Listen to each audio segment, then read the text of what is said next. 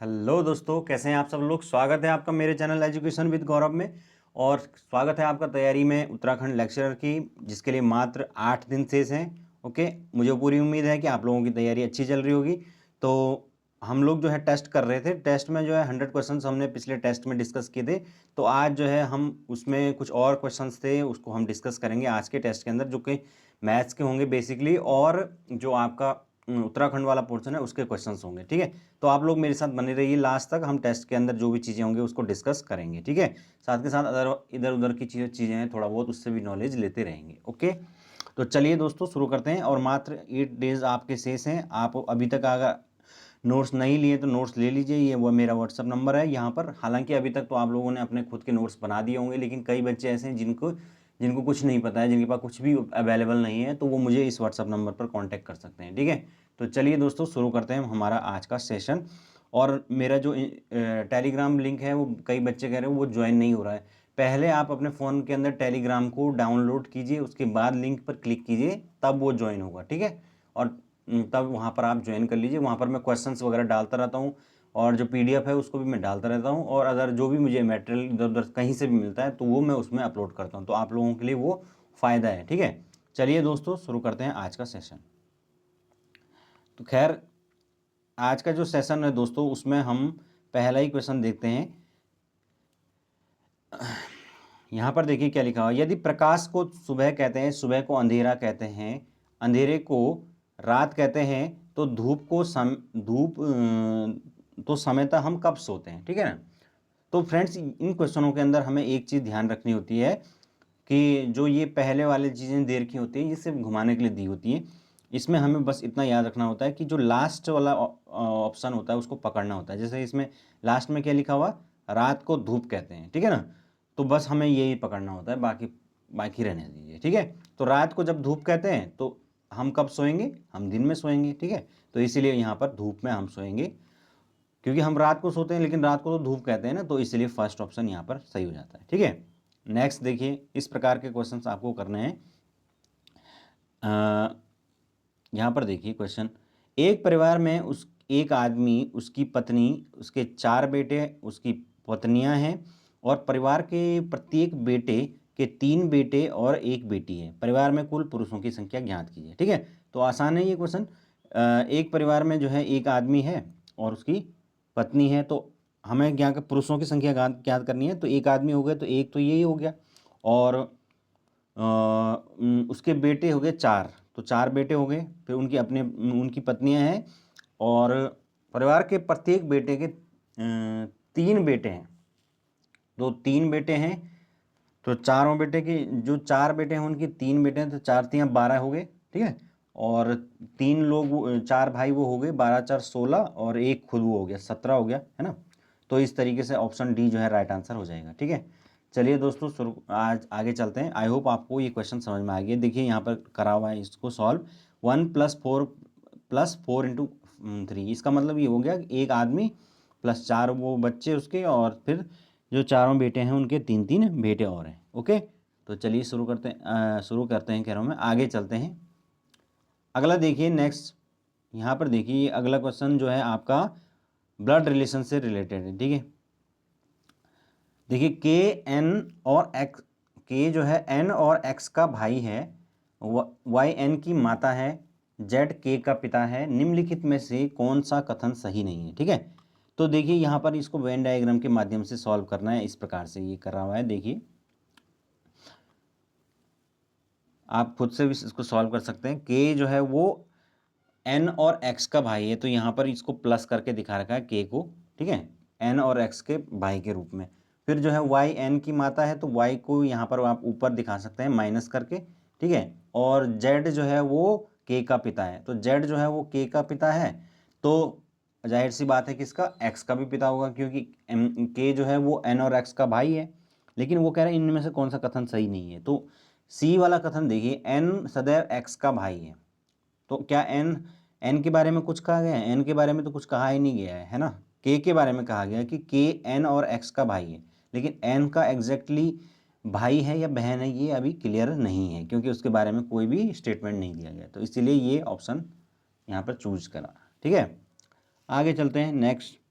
ये आपका सीरीज वाला क्वेश्चन आ गया। देखिए इसको सॉल्व करके देखिए। 30 लड़कियों की पंक्ति में एक पंक्ति में शिवानी अपने मूल स्थान से 6 स्थान बाईं ओर खिसकती है, तो बाईं ओर से उसका स्थान 8वां है। उर्वशी का दाएं से क्या स्थान होगा? उर्वशी का मूल स्थान शिवानी के मूल स्थान से 4 स्थान दाहिनी ओर था। तो 30 बच्चे हैं टोटल यहाँ पर। इस तरीके से आप एक वो कर लीजिए और इसमें 30 बच्चे, इस तरीके से आप इसको करके इसमें 30 बच्चे दिखा दीजिए, ठीक है, 30। और उसके बाद वो कह रहे हैं कि शिवानी अपने मूल स्थान से 6 स्थान बाईं ओर खिसकती है। तो अपनी मूल स्थान सपोज शिवानी का यहाँ पर रहा होगा और उसके बाद वो 6 स्थान बाईं ओर खिसकती है, तो 6 स्थान उसको पीछे खिसका दो, ठीक है। और तो उसका बाएं से स्थान, तो बाएं से जो स्थान है वो आपका 8वां हो गया, यहाँ से 8वां हो गया, ठीक है। और उसके बाद वो कह रहे हैं कि उर्वशी का दाएं से स्थान क्या होगा? उर्वशी का मूल स्थान शिवानी के मूल स्थान से 4 स्थान आगे, तो शिवानी का मूल स्थान ये था, इससे 4 स्थान आगे जो है वो आपका उर्वशी का मूल स्थान है, ठीक है। तो अब हमें निकालना है आपका कि इसका इस साइड से जो है क्या स्थान होगा, किसका? ठीक है। तो उर्वशी का मूल स्थान शिवानी के स्थान के इस ओर था, तो हमें बताना है उर्वशी का दाईं ओर से, तो उर्वशी का इस दाईं ओर से क्या स्थान होगा, ये हमें बताना है।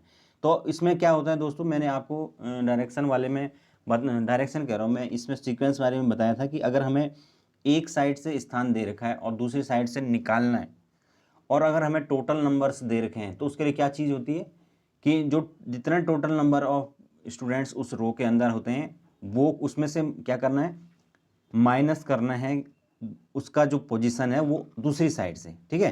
तो दूसरी साइड से जो पोजीशन होगा उसको माइनस करना है और उसमें +1 करना है। जबकि अगर आपको दोनों साइड से पोजीशन दे रखी है, यहाँ से भी दे रखी है, यहाँ से भी दे रखी है, और आपको टोटल स्टूडेंट निकालने हैं, तो तब आपको लेफ्ट से पोजीशन और राइट से पोजीशन दोनों को ऐड करना है और फिर उसमें -1 करना है, क्योंकि ये एक बार दोबारा ऐड हो जाता है, तो उसको -1 करना पड़ता है। और अगर पहले से ही हमें टोटल दे रखा है तो उस स्थिति में +1 करना पड़ता है, तो वही यहाँ पर हम करेंगे, ठीक है। तो इस तरीके से ये सॉल्व होगा दोस्तों। देखिए 30 जो टोटल थे उसमें से हम माइनस कर देंगे, उसका जो स्थान है वो आपका 8वां, फिर +6 और +4 दोनों, क्योंकि वो दोनों तीनों ही जोड़ रहे हैं और उसमें ये जुड़ के टोटल माइनस हो गया, लेकिन उसमें +1 क्यों किया है? क्योंकि फॉर्मूले में आपने पढ़ाई है कि जो अगर हम एक साइड से स्थान देकर दूसरी साइड से निकालते हैं तो +1 करते हैं, और अगर हमें टोटल दोनों साइड से दे रखा है और हमें टोटल निकालना है तो हम क्या करेंगे, -1 करते हैं। ओके, इस तरीके से ये सॉल्व हुआ है। चलिए आगे चलते हैं। अगला देखिए, लुप्त चित्र में आगे का हमें फाइंड करना है।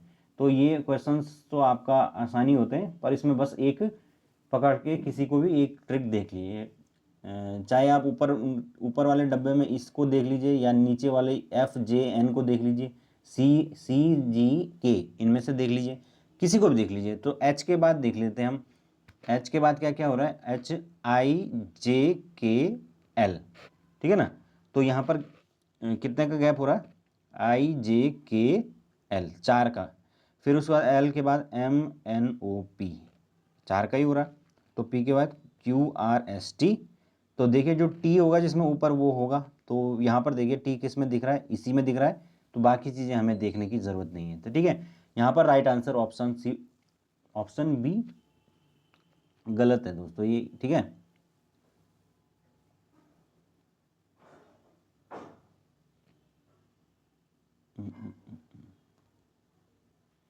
टी होगा, ये टी होगा, ये इस ऑप्शन में इसमें गलत दे रखा है, सी वाला होगा इसमें, ठीक है। ऑप्शन सी राइट आंसर है।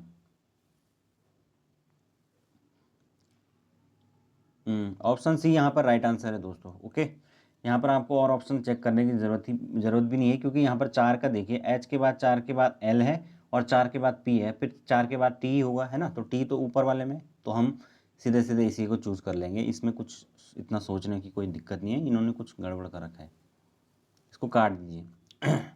चलिए आगे चलते हैं, अगला क्वेश्चन देखिए। अगला क्वेश्चन देखिए दोस्तों, ये है आपका जो ब्याज वाला क्वेश्चन होता है उससे है। रमन ने 12,000 रुपये प्रति वर्ष 10.5% की दर से 3 साल के लिए सरल ब्याज पर उधार लिए, जबकि राहुल ने उतनी ही धनराशि उतने ही समय के लिए 10% वार्षिक चक्रवृद्धि ब्याज की दर से उधार लिए। तो किससे किसने ज़्यादा धनराशि दी और कितनी अधिक। ठीक है, तो यहाँ पर दोस्तों एक तो हमें पहला निकालना पड़ेगा क्या, साधारण ब्याज, क्योंकि 12,000 रुपये की दर से 3 साल के लिए सरल ब्याज की बात होगी।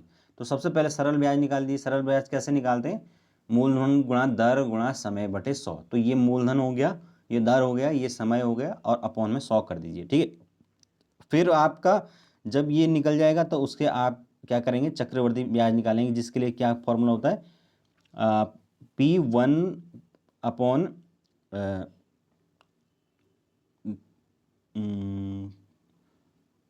n की पावर 10।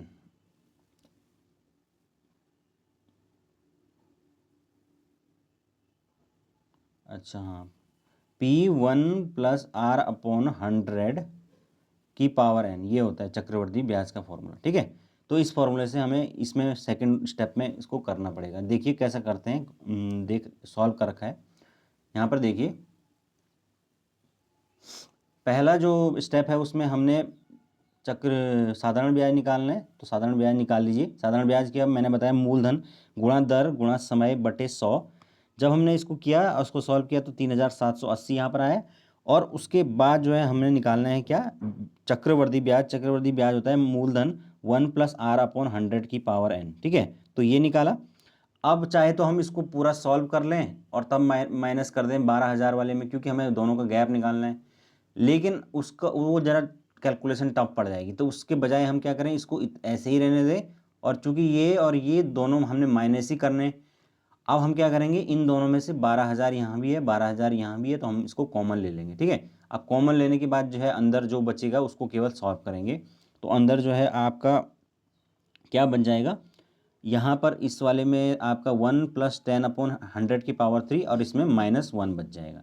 टोटल सॉल्व करने के बाद जो है ये निकल के आया 3,972। ओके, यानी कि हम क्या करेंगे, इस दोनों में से इसको कॉमन ले लेंगे और उसके बाद सॉल्व करेंगे। ओके, कैसे इसको सॉल्व करते हैं दोस्तों, यहाँ पर क्या किया, 100 में पहले 1 को मल्टीप्लाई करके 10 को ऐड करते हैं। ठीक है, फिर अपॉन में उसको 100, फिर उसको 3 बार मल्टीप्लाई करना है। जैसे ये 110 होगा अपॉन 100, फिर क्योंकि क्यूब है तो फिर 110, फिर 100 और फिर 110 अपॉन 100।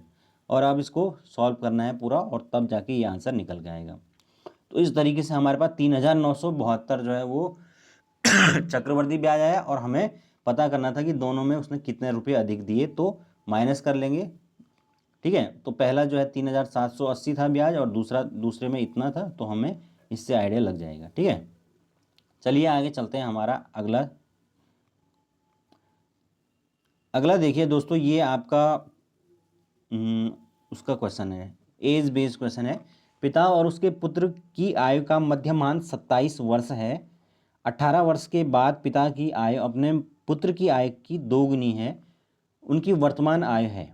ठीक है, तो इन आय वाले क्वेश्चन में हमें एक चीज़ याद रखनी होती है कि जो आय का जो गैप होता है, यानी कि जो एज का जो गैप होता है दोस्तों, वो हमेशा इक्वल रहता है। जैसे कि आज अगर मेरे और मेरे पिताजी के बीच की जो एज है उसका गैप जो है 10 साल है, तो वो 20 साल बाद भी वही रहेगा, क्योंकि दोनों की एज जो है वो समान रूप से बढ़ती है। ठीक है, तो इस बेस पर ये क्वेश्चन हो जाते हैं। खैर इसमें तो आसानी है, इसमें बोल रखा है कि पिता और उसके पुत्र की आयु का मध्यमान। तो मध्यमान का मतलब क्या होता है, मीन मतलब। तो पहले तो उसकी आयु और उसके पिता की आयु मान लीजिए और उसका मीन निकाल लीजिए। तो हमने मान लिया कि पिता की आयु x थी और उसके पुत्र की y थी, तो दोनों का मीन क्या होगा, x प्लस वाई बाई 2, और वो कितना है 27 के बराबर। तो x प्लस वाई जो है वो किसके बराबर हो जाएगा, x प्लस वाई अपॉन 2 बराबर हो जाएगा 27 के। तो x प्लस वाई किसके बराबर होगा, ये मल्टीप्लाई हो जाएगा इधर है। ठीक है, तो ये 54 के बराबर हो गया। अब वो कह रहा है कि 18 वर्ष के बाद पिता की आयु, तो 18 वर्ष के बाद करने हैं, तो दोनों में 18 वर्ष ऐड कर दीजिए। पिता की आयु में 18 वर्ष ऐड करेंगे तो क्या होगा, x प्लस 18 हो जाएगा। पुत्र की भी करेंगे तो x प्लस 18 हो जाएगा। और 18 वर्ष बाद चूंकि उसकी आयु जो है वो पिता की आयु अपने पुत्र की आयु की दोगुनी है, तो ये दोगुनी हो गई, 2 लगा दिया हमने।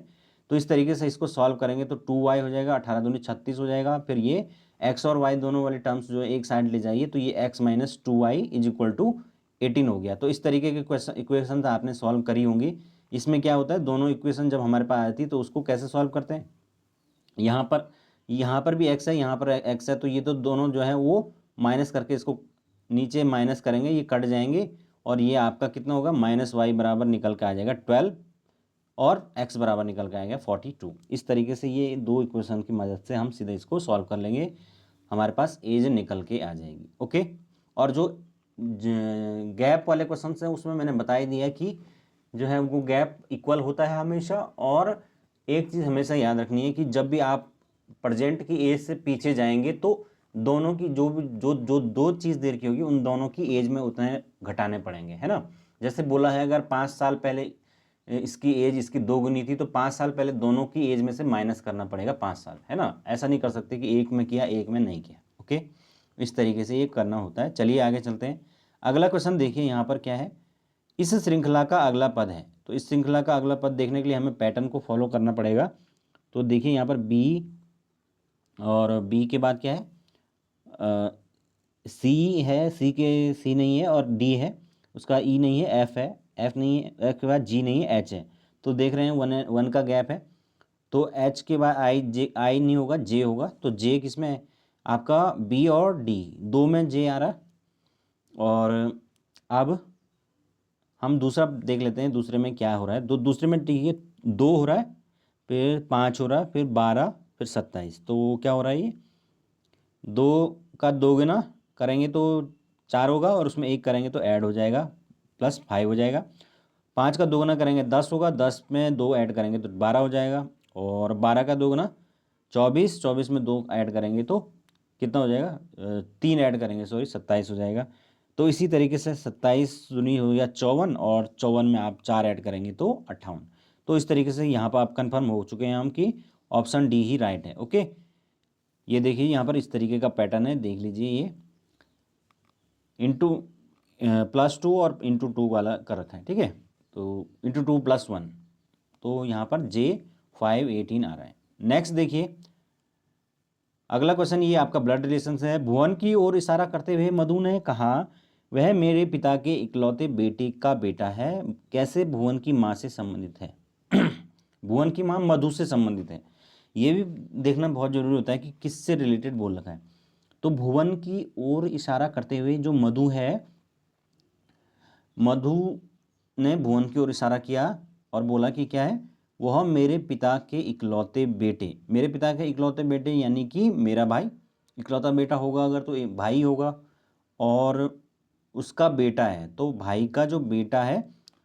तो वो कह रहे हैं कि भुवन की जो माँ है, तो उस जो उसके भाई का जो बेटा है उसकी जो माँ होगी वो क्या होगी, वो मधु की क्या होगी, वो मधु की भाभी होगी, है ना, भाई। हाँ, क्योंकि उसके भाई का बेटा है तो उसकी जो माँ है वो उसकी भाभी तो हुई। तो इस तरीके से ये करना है। अगला देखिए यहाँ पर, देखिए इस तरीके से ये पैटर्न था। हाँ, पिता, हाँ ये भुवन है, ये वो कह रहे हैं उसके पिता के पिता और उसकी बहन, ये क्या कर रखा है इन्होंने ऐसे, सीधे तरीके से था, इसमें इतना कुछ सोचने की जरूरत नहीं है। वो भुवन का उसकी माँ से, भुवन की माँ मधु की भाभी है, क्योंकि उसके बेटे के रिलेशन यहाँ पे बता रखा है कि इकलौते बेटे का जो बेटा है, तो ठीक है, इकलौते बेटा यानी भाई का जो बेटा है उसकी माँ, तो भाई के बेटे की माँ उसकी भाभी हुई, सिंपल है यार। चलिए आगे चलते हैं। अगला क्वेश्चन देखिए यहाँ पर क्या हो सकता है, त्रिभुज में लुप्त लुप्त पदों को ज्ञात करना है। तो यहाँ पर देखिए पहले इसमें क्या हो रखा है, फिर इसमें क्या हो रखा है, और फिर उसके बेस पर हम इसको निकालेंगे। तो यहाँ पर देखिए आप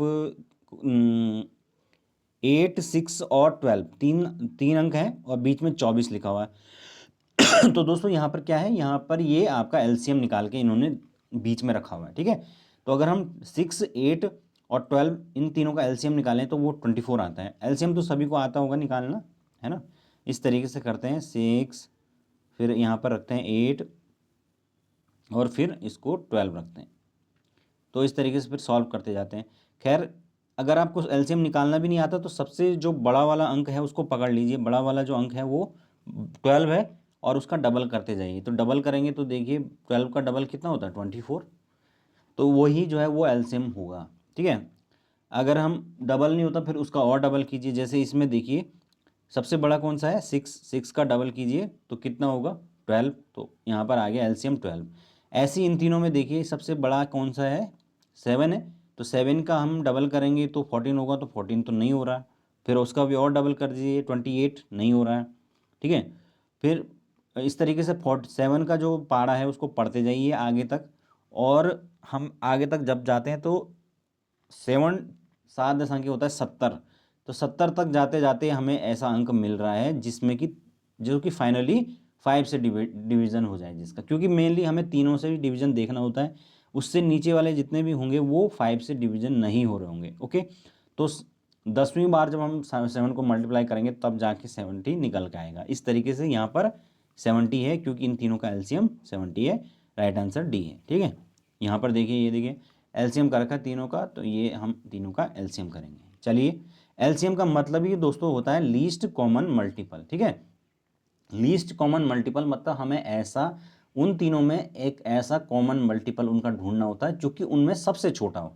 जैसे कि अगर फॉर एग्जांपल 6, 8 और 12 है, अब इसमें जो है इन तीनों का मैंने सीधे सीधे बता दिया कि जो है 12 दूनी 24, तो इन तीनों का जो सबसे छोटा मल्टीपल है वो 24 ही है। हालांकि इसके बाद भी मल्टीपल्स आते जाएंगे, अगर हम 48 करेंगे तो वो भी मल्टीपल्स है, उसके बाद भी हम उसको डबल करते जाएंगे वो भी मल्टीपल्स है, लेकिन सबसे छोटा मल्टीपल्स हमको देखना होता है, वही एलसीएम होता है, ठीक है।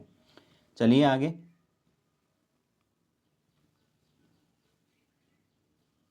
यहाँ पर देखिए नेक्स्ट जो है आपका पैटर्न भरने वाला क्वेश्चन है। तो इसमें क्या हो रखा 4, 6, 12, 14, 28, 30। तो दोस्तों यहाँ पर पैटर्न क्या हो रहा है 4 और 2 6, 6 दूनी 12, फिर 12 और 2 14, 14 दूनी 28, तो आसान है ये तो, इंटू 2 प्लस कर रखा है, तो यहाँ पर राइट आंसर हो जाएगा 60, ठीक है ना। तो क्योंकि यहाँ पर इंटू 2 आना है लास्ट में तो 60 हो जाएगा, इस तरीके से करना था। अगला देखिए नेक्स्ट, अगला क्वेश्चन टाइम एंड वर्क से है। देखिए आप इस तरीके का क्वेश्चन आ सकता है एग्जाम के अंदर, ए बी से दूना अच्छा कर्मकार है और दोनों साथ में 18 दिनों में किसी काम को पूरा करते हैं, ए अकेले उस काम को कितने दिनों में पूरा करेगा, ठीक है।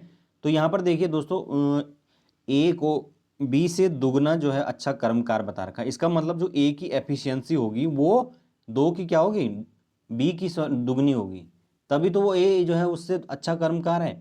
तो दोनों का 18 दिन में जो है वो काम उन्होंने पूरा करना है, तो पहले हम उनसे 18 दिन में काम कराएंगे और देखेंगे कि टोटल काम कितना है, उसके बाद जितना काम जो है वो एक, क्योंकि अकेले ए नहीं करना है तो ए का जो है करवा देंगे। कैसे करेंगे देख लीजिए, यहाँ पर सबसे पहले हम देखते हैं कि बी की जो क्षमता है वो सपोज हमने मान ली एक्स, क्योंकि ए की हमने माननी है उसकी दुगनी, ए जो है वो बी से दोगुना अच्छा कर्मकार है, तो ए की क्षमता उससे दोगुनी हो गई, है ना।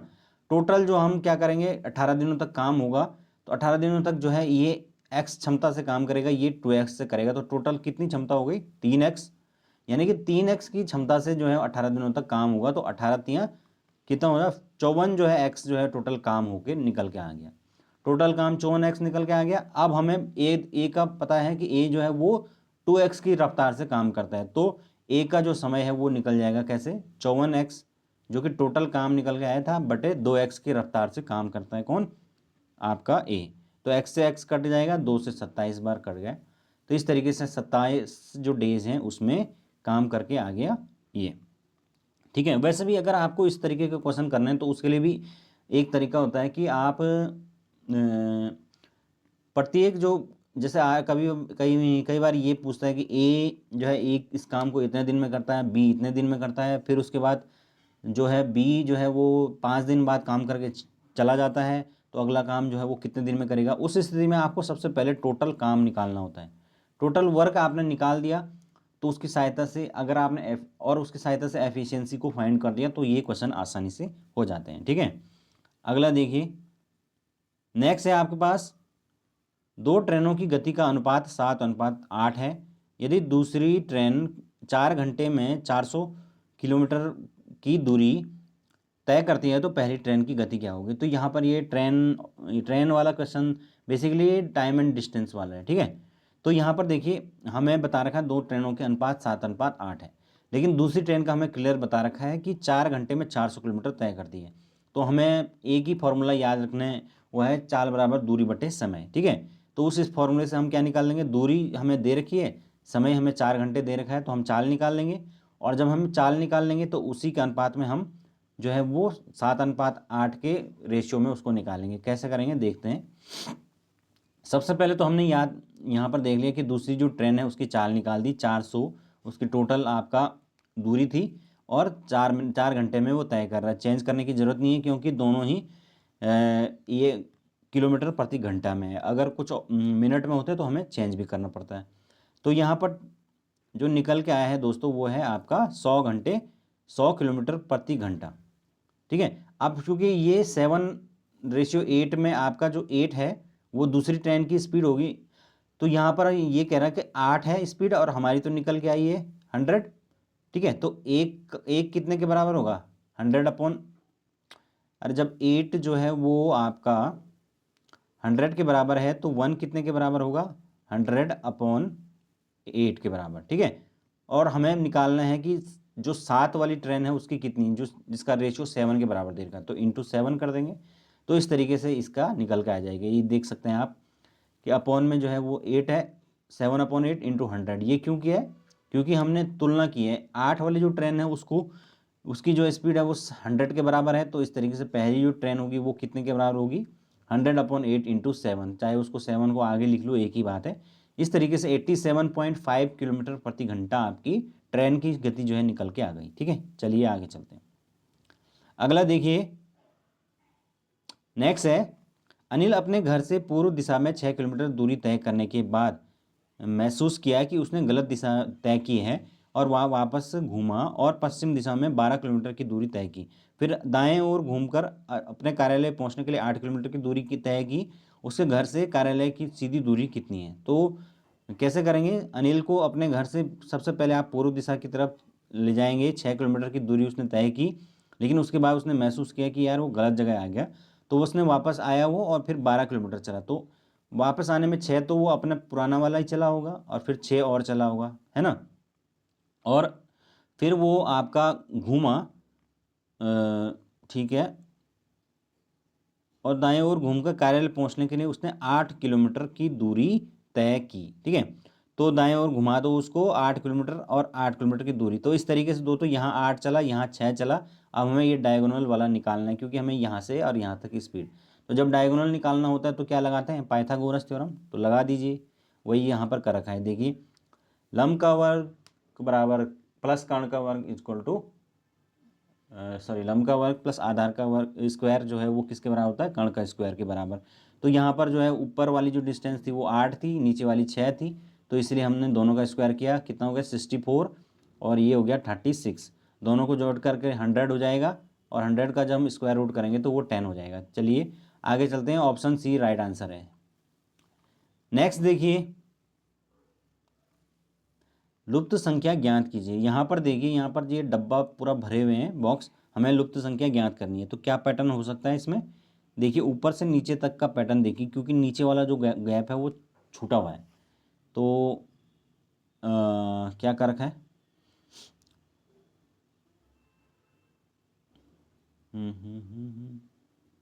3 दूनी 6 और एक 7, 3 दूनी 6, एक 7 और 2 9, फिर 2 दूनी 4 और एक 5 और एक 6। क्या कर रखे हैं यहाँ पे,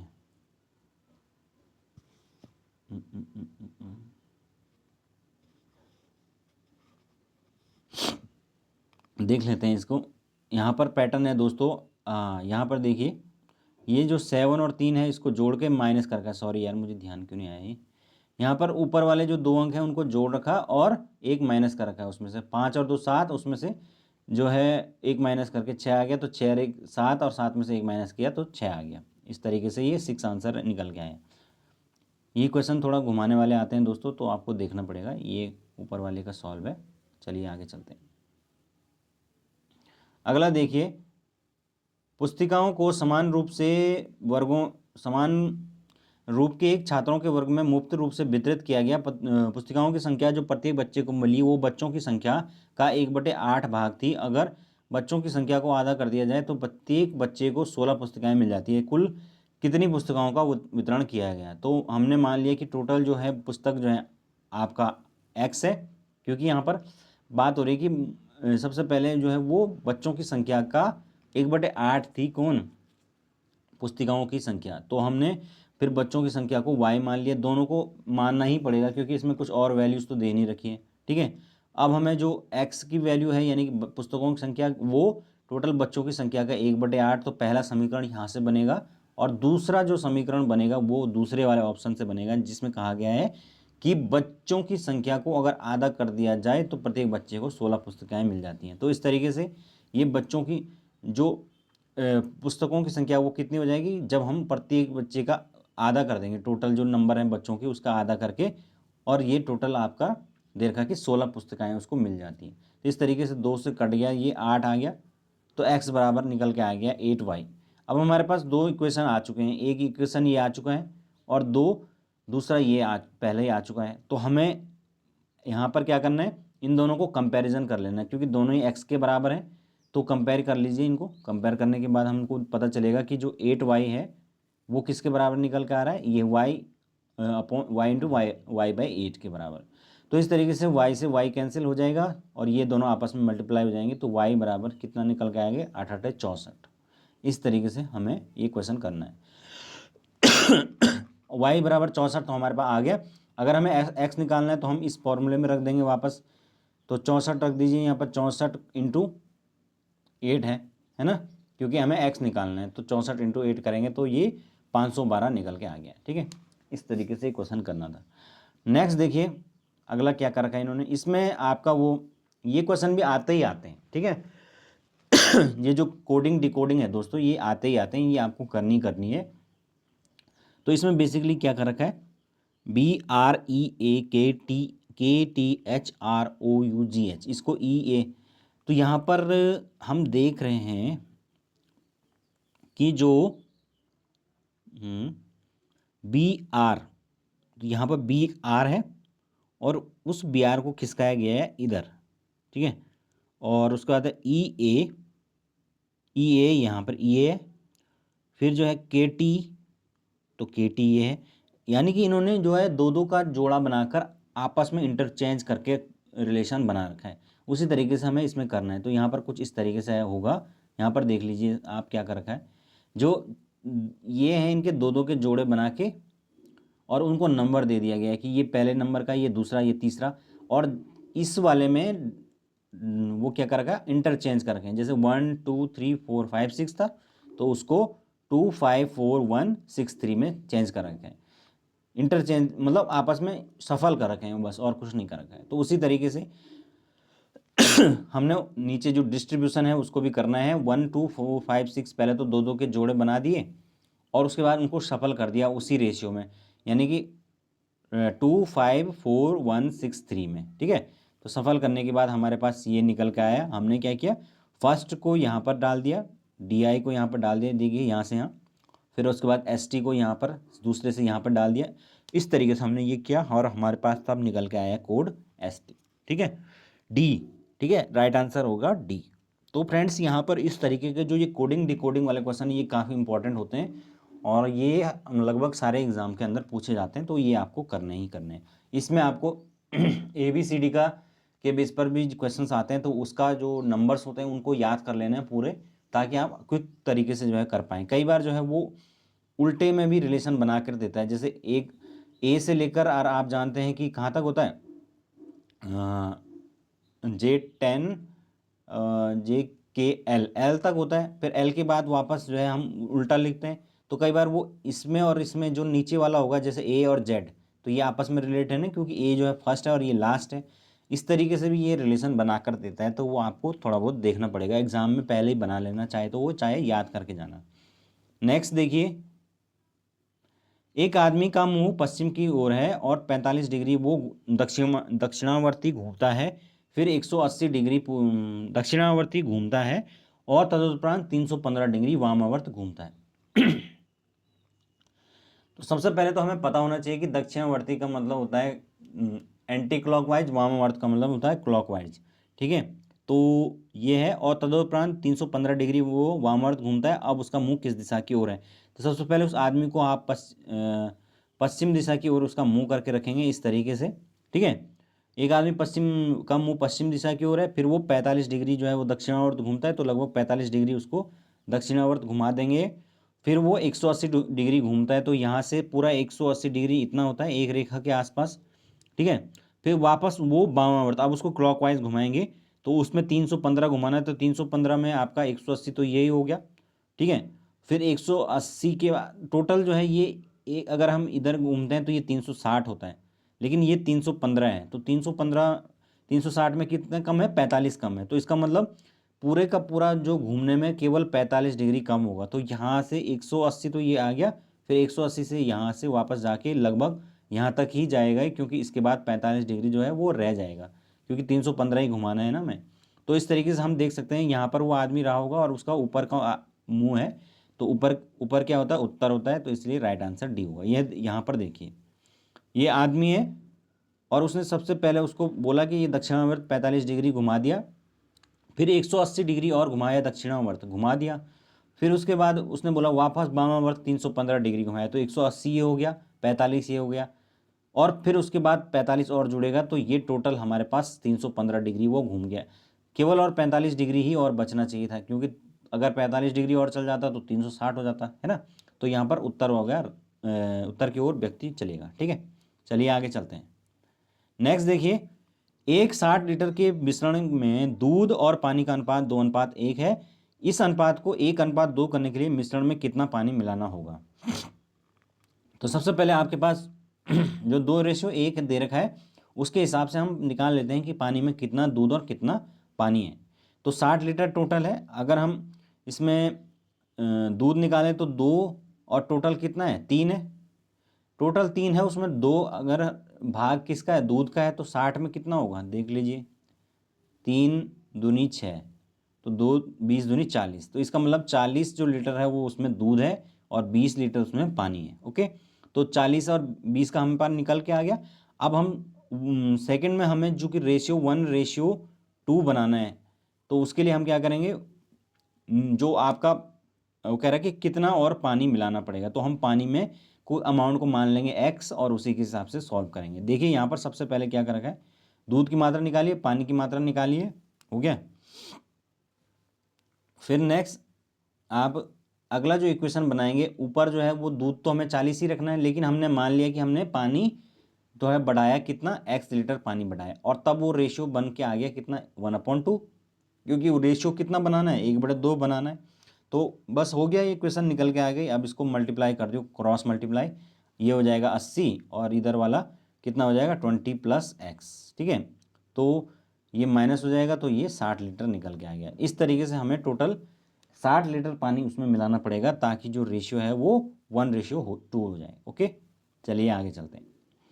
नेक्स्ट, एक संख्या के 1/4 यदि एक संख्या के 1/4 का 1/3 15 है, तो उस संख्या का 3/10 क्या होगा? तो एक संख्या का 1/4, एक संख्या सपोज x है, उसका जो 1/4 है और उसका भी 1/3 है, ये 15 है, ठीक है। ये इक्वल टू 15 है, सॉरी, इक्वल टू करेंगे तो ये नीचे कितना आ गया?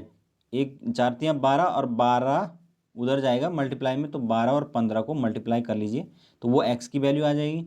अब हमने जो x की वैल्यू आएगी उसका 3/10 निकालना है, तो इस तरीके से करना है। यहाँ पर देखिए, सबसे पहले हम एक संख्या मान ली x, उसका जो 1/4 है और उसका भी 1/3 है, वो टोटल 15 के बराबर, तो ये दोनों मल्टीप्लाई होकर इधर जाएंगे, और 15 और 4×3 = 12 और 15 जो है वो मल्टीप्लाई होकर बनाएंगे 180। अब हमें उसका 3/10 निकालना है, तो 180 का 3/10 निकाल लीजिए, कैसे होगा? 3/10, तो मल्टीप्लाई यहाँ से 0 से 0 गया, और 18 को मल्टीप्लाई कर दीजिए 3 से, इस तरीके से ये निकल के आ जाएगा 54, ठीक है। यहाँ पर वो संख्या हमारे पास 54 निकल के आ गई।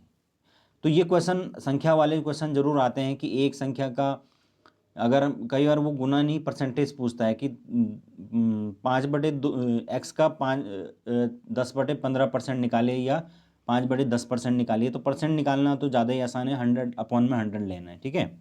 अगला देखिए, नेक्स्ट है एक घड़ी की दोपहर, ये घड़ी वाला क्वेश्चन आ गया। एक घड़ी को दोपहर में 12 बजे शुरू किया जाता है और घड़ी की सुई का घुमाव 5:10 पर होगा। ठीक है, तो घड़ी की सुई का जो घुमाव है वो कैसे निकालते हैं दोस्तों। घड़ी की जो सुई है वो आपका 5:10, 5:10 की बात हो रहा है, तो 5 जब बज रही होगी तो कितने मिनट हो रहे होंगे, 25 मिनट हो रहे होंगे। और 1 मिनट में जो है कितने डिग्री का कोण घूमता है ये मैंने बता रखा है घड़ी वाले उसमें। चाहे तो आपके पास अगर कोई रीजनिंग की बुक होगी उसमें देख लेना आप लोग कि वो 6 डिग्री जो है वो मूवमेंट करती है, क्योंकि 360/60 करते हैं तो 6 डिग्री निकल कर आता है। और जो घंटे की सुई होती है वो 1/2 डिग्री जो है वो मूव करती है। तो 1/2 डिग्री, तो यहाँ पर टोटल 10 मिनट में जो है वो इंटू 10 करेंगे तो अपॉन क्या हो जाएगा 10/2। तो इसीलिए ये क्वेश्चन निकल के आया है। अब इसको सॉल्व कर लीजिए, 25 छके आपका 150 हो गया और ये 5 इसमें ऐड कर लेंगे। इस तरीके से टोटल साढ़े क्या हो गया 155 डिग्री का जो है यहाँ पर घुमाव निकल के आ गया है। चलिए आगे चलते हैं। अगला देखिए,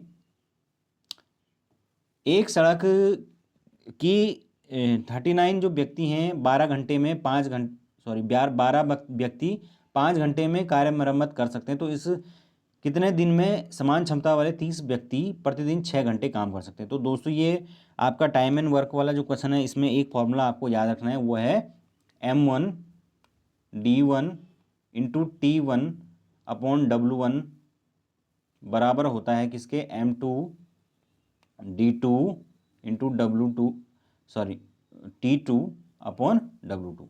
यानी कि जितना भी आपके पास आदमी दे रखे हैं, दिन दे रखे हैं और उसका टाइम दे रखा है, उनको मल्टीप्लाई कर दो और अपॉन में नीचे होनी चाहिए एफिशिएंसी। ठीक है, अब यहाँ पर देखिए जो पहला वाला है इसमें भी हमें सब कुछ दे रखा है, इन्होंने थोड़ा उल्टा लिखा हुआ है, एक ही बात है, इसको ऊपर की साइड को लिखना है आपको। तो आपको एफिशिएंसी व्यक्ति दे रखे हैं 39, उनकी टाइम जो है दे रखा है 12 दिन और 5 घंटे में वो करते हैं। दूसरे वाले कितने सेम काम, और काम कितना है 1 है, तो काम को 1 ले लेंगे हम। ठीक है, और उसी प्रकार से समान क्षमता वाला तो काम अगेन एक ही है, और 30 व्यक्ति हैं यहाँ पर 6 घंटे पर डे काम करते हैं, तो 30 व्यक्ति ले लिए 6 घंटे काम करते हैं। अब हमें यहाँ पर बताने हैं कि टोटल कितने वो इस कार्य को कितने घंटे में पूरा करेंगे। तो एम जो है हमें निकालना है, एम बोले तो टाइम निकालना है, तो एम लिखा हो यानी आप टी लिख सकते हैं, एक ही बात है। तो अब हमारे पास ये इक्वेशन निकल के आ गया, नीचे दोनों में एक ही रहेगा, ये उल्टा लिख रखा है फॉर्मूला, ऐसा नहीं होता है, फॉर्मूला ऐसा होता है M1D1 T1/W1 और M2D2 T2/W2। ओके, तो ये हो गया। अब इसको सॉल्व कर लीजिए। सॉल्व कैसा करना है, सॉल्व में आप सीधे सीधे चाहे तो क्रॉस मल्टीप्लाई कर लीजिए, चाहे ऐसे ही काट लीजिए आपस में। तो काट लेंगे तो क्या होगा, कैसे काटेंगे, 6 से काट लीजिए, 6 से 2 बार काट दिए, 12 कट गया, 2 से 15 बार कट गया, और 5 से फिर 3 बार कट गया। तो इस तरीके से ये हो गया, और तीन जो है इसके अपॉन में आ जाएगा, तो 3×13=39, तो 13 निकल के आ गया। इस प्रकार से 13 डेज में ये काम पूरा होगा। ये क्वेश्चन बहुत पूछे जाते हैं और इसमें एक फॉर्मूला होता है, उसके बेस पर सारे क्वेश्चन हो जाते हैं। ठीक है, तो इस तरीके से आपको करना है। अगला देखिए, 2 अंकों की संख्या का उनके अंकों को आपस में स्थिति बदलने पर प्राप्त संख्या से अंतर 36 है। उस संख्या के दोनों अंकों के बीच में अंतर ज्ञात कीजिए। ठीक है, तो जब भी आपको दो संख्याओं को की कोई वाले क्वेश्चन आएंगे तो उसमें आपको याद रखना है कि पहली संख्या आपको जब x माननी है तो दूसरी जो है हमेशा 10y माननी है, या चाहे आप पहली y माने तो दूसरे को 10x माने, लेकिन दूसरे को 10 जरूर लगाना है, क्योंकि वो दाही का अंक है, उसको हाँ कभी भी x + y आप नहीं ले सकते हैं। ठीक है ना, आपको x + 10y दाही का अंक लेना पड़ेगा। तो बस इसी से ये क्वेश्चन सॉल्व हो जाएगा। अब कुछ है नहीं इसमें, हमने संख्या को मान लिया। अब मैंने बोला ना 10x + y मान लीजिए या x + 10y मान लीजिए, एक ही बात है। अब हमें इसके दूसरे स्टेटमेंट पर ध्यान देना है कि अंकों को आपस में स्थिति बदलने पर प्राप्त संख्या से अंतर 36 है। तो पहली जो संख्या है वो 10x + y है। अब अगर हम इसके अंकों को बदल दें तो ये क्या हो जाएगा, 10y + x हो जाएगा, तो वही कर रखा है। और वो कह रहा है उनका अंतर जो है वो 36 है, तो अंतर जो यानी 36 निकाल दीजिए। सॉल्व कर लेंगे तो क्या होगा, 10x में से ये x जाएगा, 10x में ये x जाएगा, क्योंकि ये माइनस अंदर जाके माइनस कर देगा, और ये इसमें से 10y में से भी y जाएगा, तो दोनों में फाइनली 9x और 9y हो गया, और 9 जो है वो कॉमन ले लिया गया, और इस प्रकार x माइनस वाई जो है 9 चौकू 36, तो 4 आ गया। ठीक है, इस तरीके से दोस्तों हमें ये क्वेश्चन करने होते हैं। बस इतना सा याद रखना है कि ये क्वेश्चन में एक ही चीज़ पूछी जाती है, वो है कि इसके अंकों को पलट कर जो है इतना हो जाएगा, या कभी बार मल्टीप्लाई बोल देगा, लेकिन अंकों को सही लेना ज़रूरी है। और उसके बाद तो वो अंकों को पलटने के लिए बोले, ऐड करने के लिए बोले, गुणा करने के लिए आप कुछ भी कर सकते हैं। चलिए आगे चलते हैं। अब यहाँ पर उत्तराखंड के क्वेश्चन दोस्तों आ चुके हैं। कैसे हैं क्वेश्चन देखिए।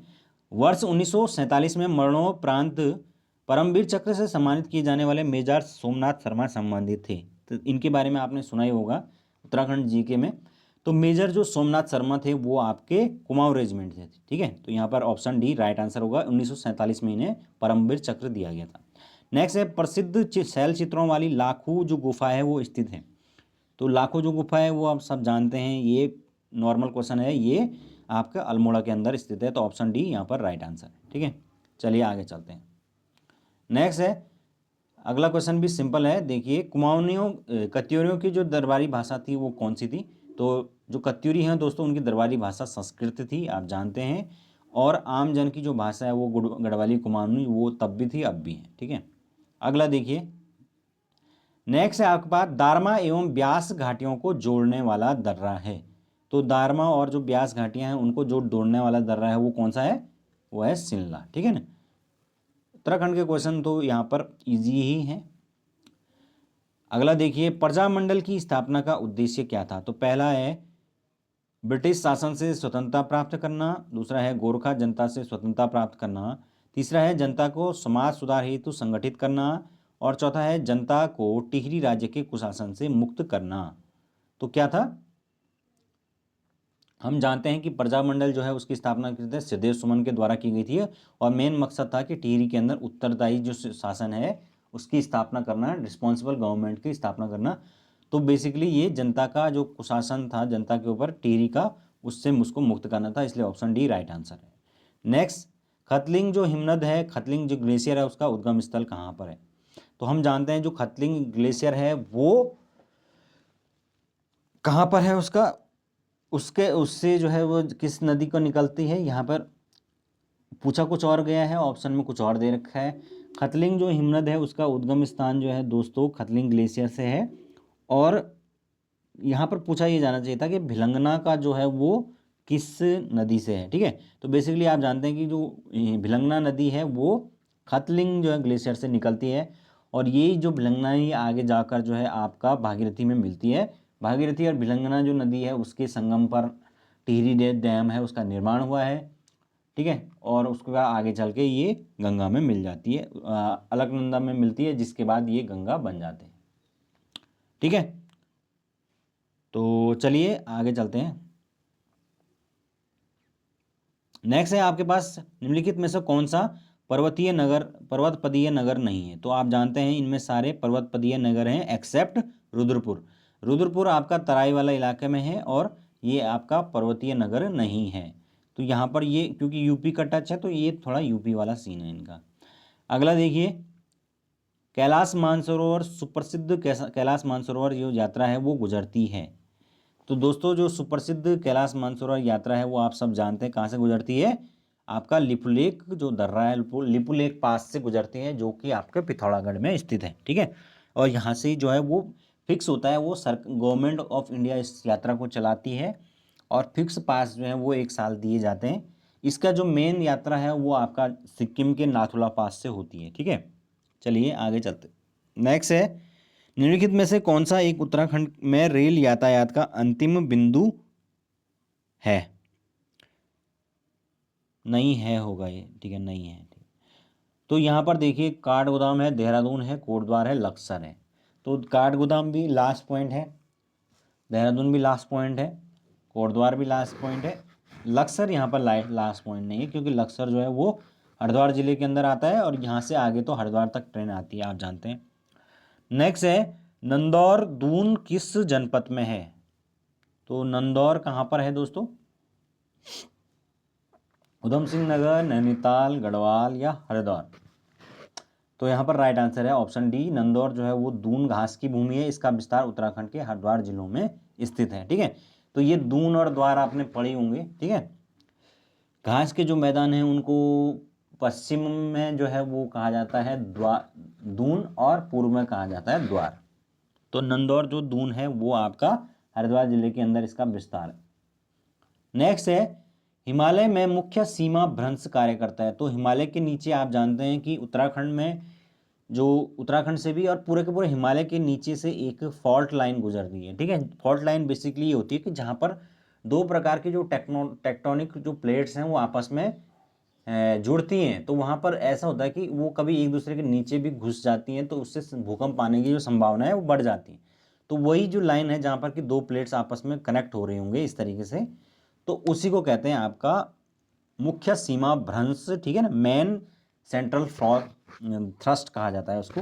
तो वो आपका कहाँ से गुजरती है दोस्तों? ये आपका महान हिमालय व लघु हिमालय के बीच से गुजरती है। ठीक है, तो ये ऑप्शन डी राइट आंसर है। जो ग्रेट हिमालय है, सबसे बड़ा हिमालय, सबसे ऊपर वाला हिमालय, और उसके बीच वाला लघु हिमालय, इन दोनों के मध्य से ये गुजरती है।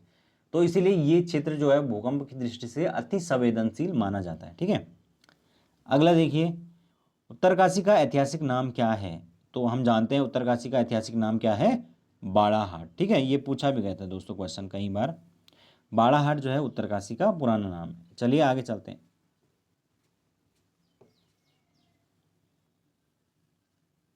नेक्स्ट है, तो उत्तरकाशी का पुराना नाम आप जानते ही हैं, तो मैंने बता दिया है, बाड़ाहाट है।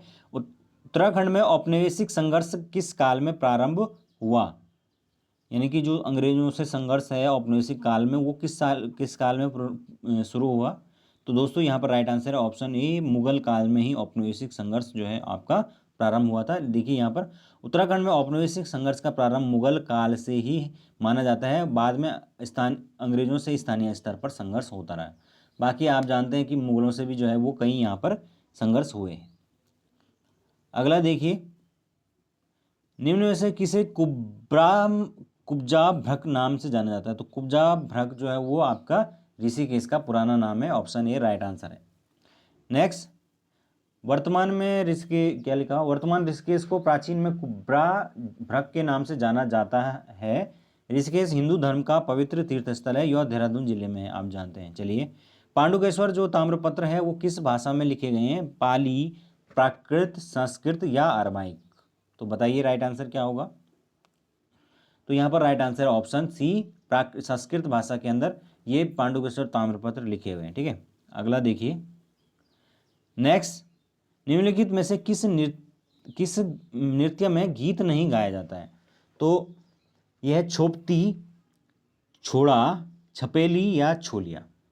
तो बताइए इसमें किस में गाना नहीं गाया जाता है? तो फ्रेंड्स यहाँ पर राइट आंसर है छोलिया। उत्तराखंड में जो छोलिया नृत्य है उसके दौरान गीत नहीं गाया जाता है। छुपती, छोड़ा और छपेली में नृत्य तथा संगीत गीत दोनों का प्रचलन है। अगला, द्वाराहाट में 9वीं शताब्दी के ध्वज मंदिर को एक अन्य नाम से भी जाना जाता है। तो जो ध्वज मंदिर है द्वाराहाट का 9वीं शताब्दी का है, तो फेमस मंदिर है वहाँ पर, उसका नाम क्या है? उसका नाम है दोस्तों गुजरदेव महादेव। ऑप्शन सी यहाँ पर राइट आंसर है। ठीक है, ऑप्शन सी राइट आंसर है। चलिए आगे चलते हैं। नेक्स्ट है, निम्नलिखित में से कौन सी जनजाति भूमसेन देवता की पूजा करती है? ठीक है, तो थारू है, बोक्सा है, जाड़ है या भोटिया है?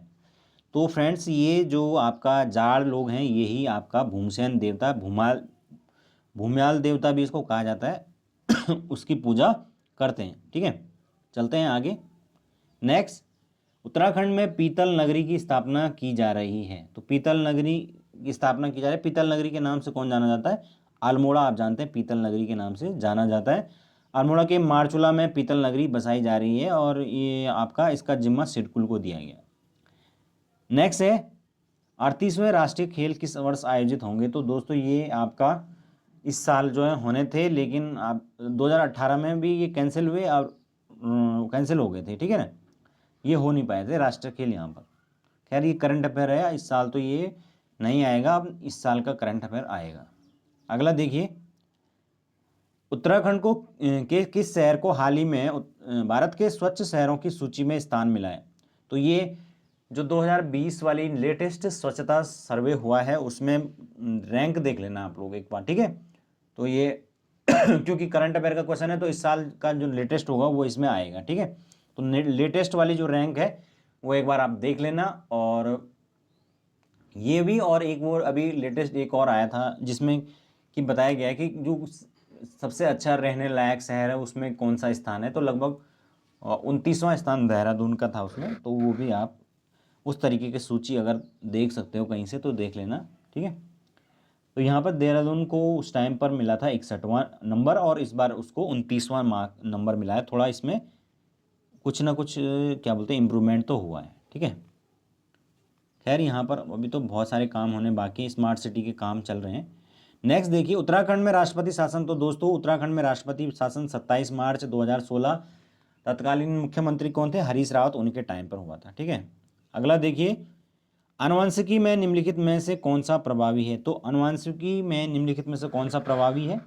पहला है रंजकहीनता, रंगांधी, अतिरिक्त स्राव या आरएच फैक्टर। तो जो आरएच फैक्टर है दोस्तों वो आनुवंशिकी के लिए में प्रभावी होता है। आरएच अगर जिसमें आरएच की उपस्थिति हो तो आरएच पॉजिटिव हो जाता है, जिसमें आरएच नहीं होता है तो आरएच नेगेटिव हो जाता है, और ये जीन प्रारूप के ऊपर डिपेंड करता है, ठीक है।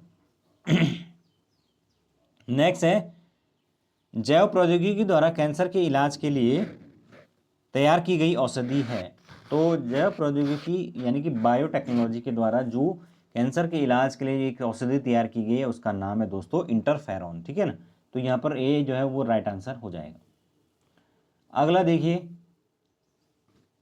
मनुष्य के फेफड़ों में कितने भाग या खंड पाए जाते हैं, ये बायो का क्वेश्चन आ रखा है।